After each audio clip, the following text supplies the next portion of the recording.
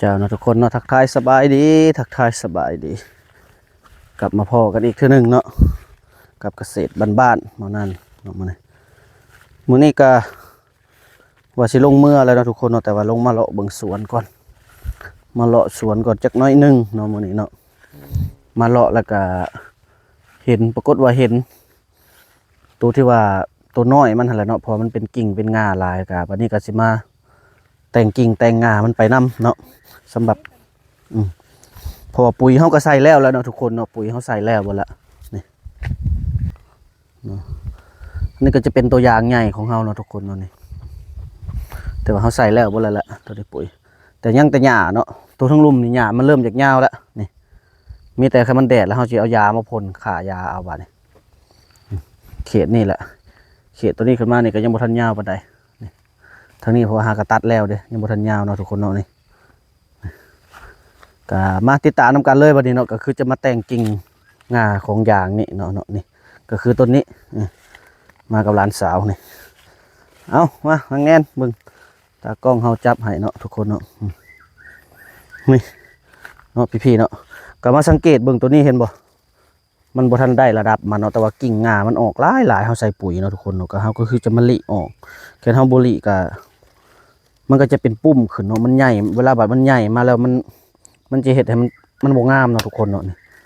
เขาจะลิออกเลยแบบนี้นี่ตัดออกเนาะพี่น้องเนาะ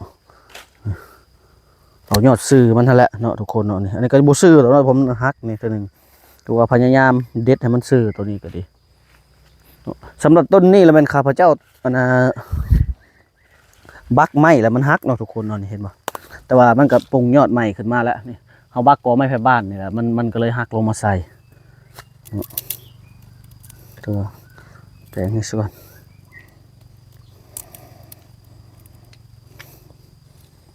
เนี่ยบุแปลงมันดอกเยอะงาตัวนี้มันฮักเอาตัวนี้พอเขาจะเอาตัวนี้เลยจ้ะเนาะทุกคนมันกำลังพังยอดขึ้นตัวนี้ก็ดีนี่ก็คือว่าเบื้องต้นน้อยนี่สูงนี่โมงงามเนาะพี่ๆเนาะนี่ทุกสิเห็ดในใดละต้นนี้ก็พยายามที่สุดเนาะมันงอคกงอแง่ไปอยู่นี่ต้นมันบกงามเนาะก็มีแต่จะเอางาตัวที่มันไม่ออกตัวนี้ก็เลยเอาแต่งาเดียวนี่ขึ้นไปคือเก่าซะก่อนเนาะทุกคนปงไว้ซะก่อนปอนยอดต่ำนี่คือมันจะหักอันนี้จักแมนไปสั่งเนาะทุกมาตัวนี้มันเป็นยางน้อยเนาะทุกคนเนาะนี่ยางน้อยแหละเพราะว่ามันอยู่แคมป่าแล้วมันบ่อยากงามนี่เวลาเขาจะเอาไม้มาทามไว้แบบนี้เอามาซะก่อนเถอะหน้าเนาะทามไว้ให้เด็ดให้มันซื่อมื้อนี้เขาชิมาลิแต่ตามันนี่ซะก่อนลิกิ่งลิงามันนี่แล้วเขาเอาไม้มาทามไว้ให้มันซื่อต้นนี่นะไปโอ้เห็นบ่มันเป็นกระปุ่มกระปิ้มอยู่นะพี่น้องเอานี่เห็นบ่แล้วก็มันก็จะเห็นต้นมันบ่งามเนาะแค่ทำบ่แปลงเอาแน่เนี่ยแล้วเขาต้องแปลงเอาน้ำแบบนี้มันจึงจะงามทุกคนเอาแต่ตัวยอดมันผมบ่ทันได้ระดับมันตัดถิ่มเลยอันนี้นี่ตัวทึงแตกขึ้นไปแล้วมันปะเลยตัวทึงนะตัวนี้ถือว่าพอดีและยืดบ่ถึงเนาะสำนีนะทุกคนเนาะเอาเนาะนี่ก็เห็นบ่หลายๆต้นที่มันยังบ่งามนะพี่ๆเนาะพอ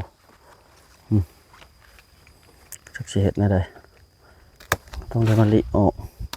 แค่บดแค่ให้มันใหญ่แล้วมันแห้งไปมันแห้งเห็ดยากนะทุกคนนะเพราะมันใหญ่แล้วมันจะเสียดายงามันใหญ่แล้วมันตัดมันเอ็ดมันยังฮะตัวนี้เขาเอาแต่ตัวเทิง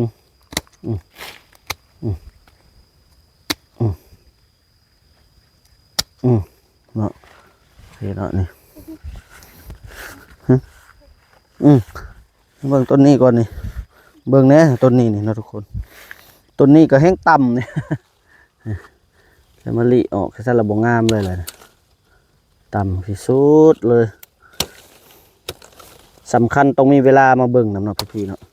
ถ้าบ่มีเวลาเนี่ยบ่ได้ลิออกสุ่มนี้ก็เลยบ่ให้มันโป่งมันยังบ่ทันใหญ่สูงปานใดเขาจะบ่พาเอาถ้าตัวเทิงนี้มันตุยว่าตัวนี้วะโอ้สงสัยตุยแล้วตัวนี้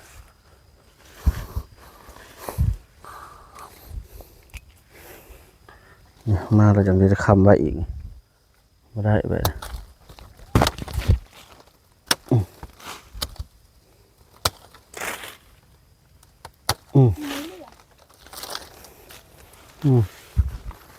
นี่นะพี่ๆเนาะมาเบิ่งตัวนี้บัดนี้ตัวนี้นี่ข้าพเจ้าสิเอาตัวธรรมดาเนี่ยตัวนี้เป็นตัวงามเนาะแต่ว่าเป็นยังเฮาจังบ่เอาเฮาจะมาเอาตัวนี้เพราะตัวนี้มันเป็นลำซื่อเนาะทุกคนเนาะตัวนี้ธรรมดาตัวนี้มันงามเด้มันแตกออกมาเนี่ยงามตัวนี้แต่ข้าพเจ้าสิบ่เอาข้าพเจ้าสิตัดออกเลยสิเอาตัวมันซื่อนี่ตัวนี้เนาะ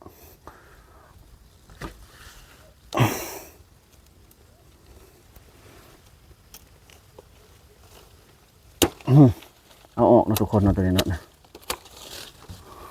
งามกับบ่เอาเนาะเพราะมันบ่ซื่อเด้อยากเขาต้องอยากให้มันซื่อขึ้นไปฮะนะเอาตัวนี้เพราะว่าเขาเล่งปุ๋ยแล้วจะมันก็ขึ้นมาคือเก่าแล้วมันจะสัดขึ้นเลยบาดนี่ตัวนี้โอ้ยตัวนี้ตุ๋ยแล้ว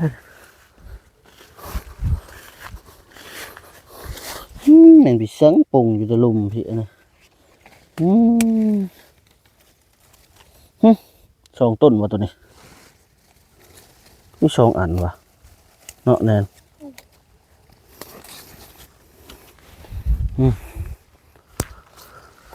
มาน้องพี่น้องเนาะมาเบิ่งตัวนี้อีกบาทนี่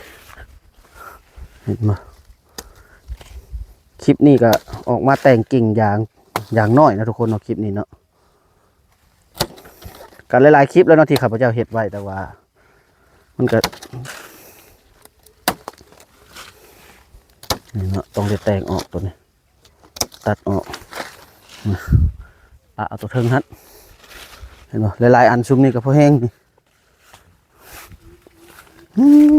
เห็นป่ะเนาะพี่ๆเนาะนี่ยับเข้ามาตากล้องเขายับเข้ามายุงเริ่มหลายแล้วเนาะมาเอาอีกจะน้อยนึงเห็ดมันแล้วไปเนี่ยเห็นว่าตัวนี้เนาะคันเฮาบ่แต่งมันจะเป็นปุ่มไปอยู่แบบนี้เนาะทุกคนเนาะบ่งามมันก็บ่สัดอีกมันจะเป็นเลี้ยงตัวงามันนี่มันเลี้ยงตัวงามันนี่ต้องจะแต่งออก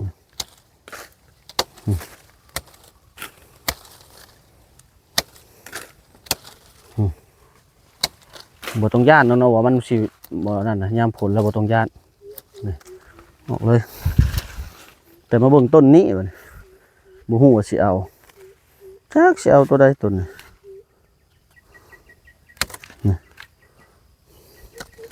บ่จักว่าตัวสิเอาต้นนี่จักสิเอาตัวใดสิเอาตัวนี้นะทุกคนเนาะสิเอาตัวงามันใหญ่นี่ตัวนี้นะนี่ก็ออกนะนี่ก็ออกซะงาตัวมันใหญ่นี่ขึ้นมาบาดนี่เห็นบ่มันต้องได้แต่งยุงโอ้ตัวหลายเลยพี่น้องเอ้ยตัวนี้คือกันนี่เนาะพี่น้องเนาะนี่ตัดออกตัวนี้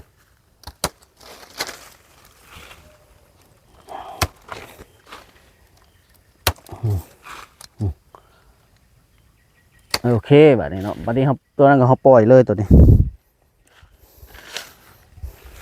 มาพี่ๆมาตากล้องเขานำมาเนาะตากล้องเขาก็ยุ่งกินหลายเนี่ยเนาะทุกคนเนาะเนี่ยสัตว์ขึ้นละป้าเลยแบบนี้ต้นนี้พี่น้องต้นนี้เขาบอกมีเวลาหลามอยู่บุงกว่าบ่ได้เนาะแบบนี้สำคัญกับขยามผลนี่มันจะออกไวเนาะกิ่งแขนงมันนะทุกคนเนาะ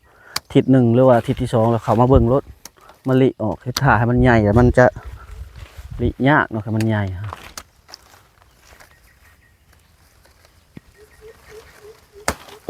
เดี๋ยวมันนี่มันกับบดมันก็เห็ดให้มันโบนัสอีกเนาะแค่งากิ่งมันโบหลายมันก็โบนัสเงินโบจากล้มเนาะทุกคนเนี่ยมาบ่ดิตัวนี้เขาว่าในใดโอ้นี่ป้าไว้ก่อนตัวนี้มันใหญ่หาไม้มาค้ำตัวนี้เห็นมันพี่น้องเนาะนี่เสียไม้สูงมาค้ำเอาบัดค้ำสิมันจะซื่อขึ้นไปเลย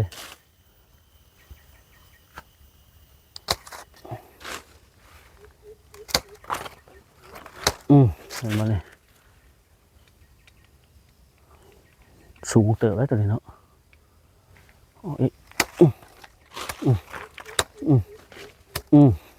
ตัวนั้นขึ้นไป เป็นได้ตากล้องเห็ดปวกบ่มีวะเอาเห็ดปวกได้ไปนี่เลยเอาออกเลยไปลองนั่น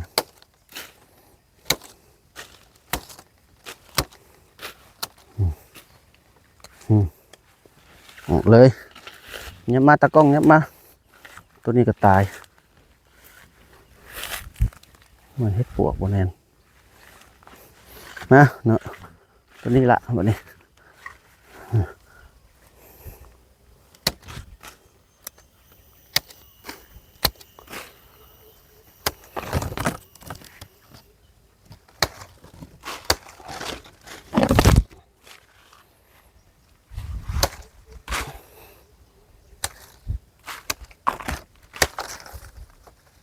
นะทุกคนนอนเนี่ยปะแบบนี้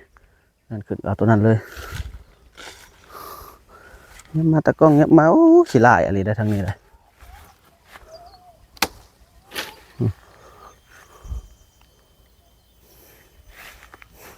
เนี่ยมาเป็นตะกล้องนี่เนาะทุกคนตัวนี้ก็มันไปแตกข้างๆขี้ลายมันเป็นยังจะไปแตกตัวข้างๆมันจะบดสัดขึ้นวันให้มันสัดขึ้นตัวนี้มันไปแตกข้างเอ๊ะน้ำอย่ามา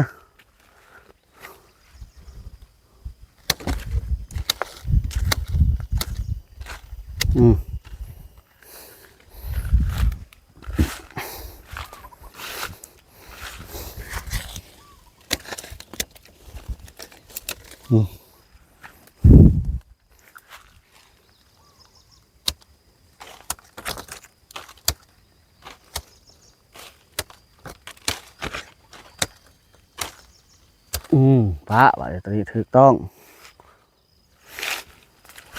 อย่ามาเลยตะกล้องเฮาเอ๊ะน้ำตัวนี้คือกันเนี่ยตัวนี้เด้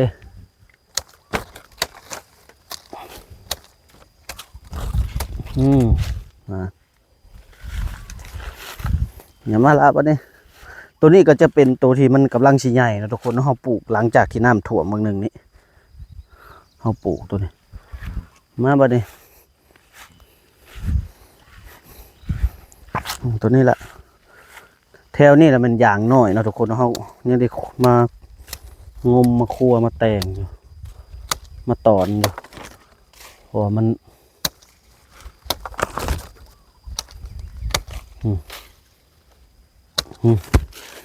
ออกรถอันนี้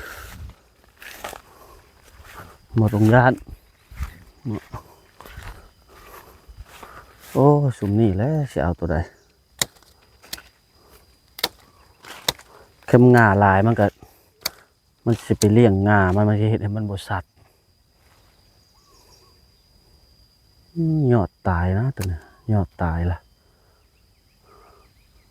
โอ้ยเอาตัวใดล่ะ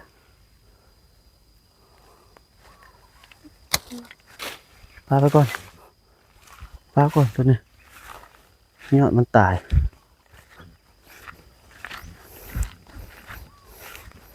นำมาเลยตะกล้อง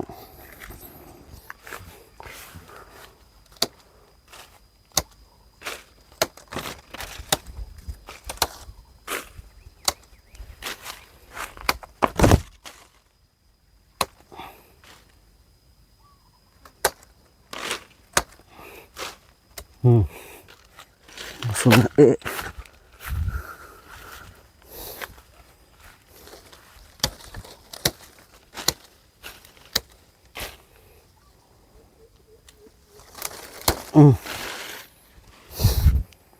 ไม่แบบนี้ตายตัวนี้ตายเนาะทุกคนไปแบบนี้นี่อันนี้ก็เกือบตุยนี่ตัวนี้เป็นตุยตัวนี้มาพี่ตะกล้องเข้าไปดิมาเบิ่งหลายๆอัน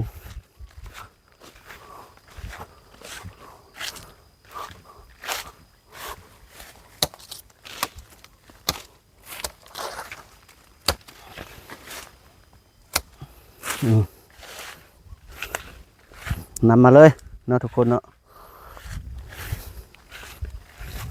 พี่ต้นนี้ซุ้มน้อยๆนี่แหละเนาะครับเพราะว่าเขายังได้ครัวมันอยู่นะทุกคนเนาะแค่มันใหญ่แล้วก็ถือว่าวิทย์แหละ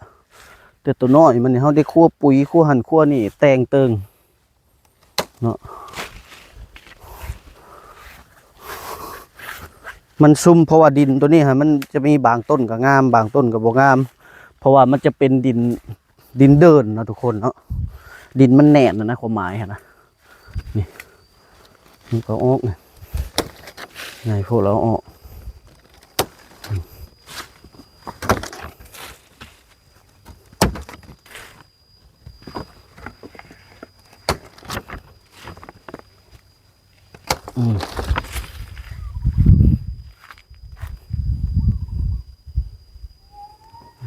ไป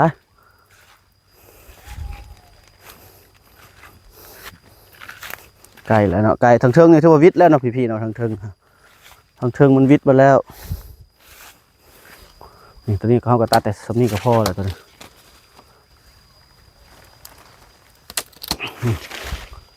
นะพอตัวนี้มันวิทย์แล้วตัวนี้ก็ดี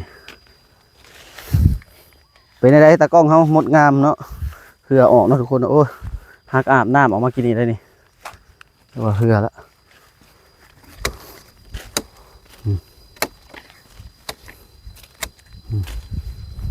ไว้สำนี้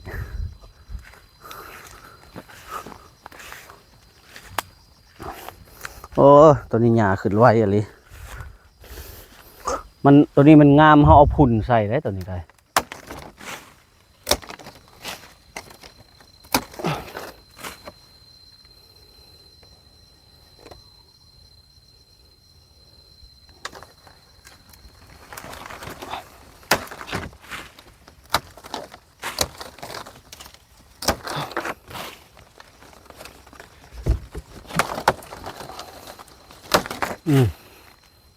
เทิงพุทธเนาะมาประเด็นยังอีกบัวลายปันไดตะกองเขามานำเข้ามาเลย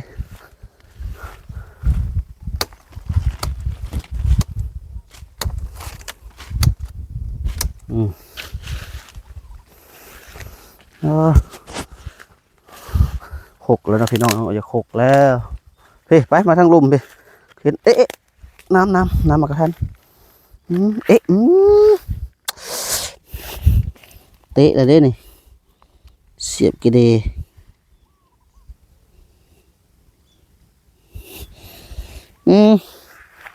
น้ำมากระทัน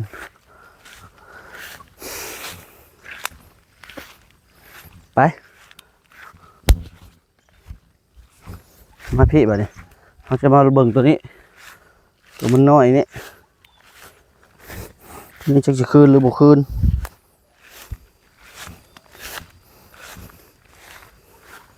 นี่เนาะทุกคนเนาะ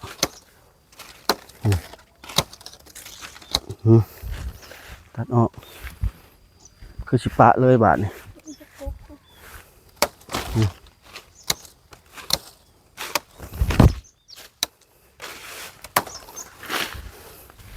มาพี่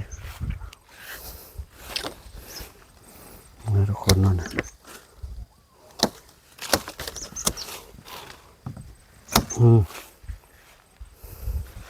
ไปบาทนี้เนาะก็ถือว่ามาฮอดนี่ก็สิ้นสุดเนาะทุกคนเนาะเขาแต่งเลาะแต่งกิ่งอย่างนี่ยิงตัวนี้ว่าสิเบิดอะไรย่างอีกเนาะคือ คือว่าเบิดแล้วยังบ่เบิดยังมีตัวนี้อีกเนาะ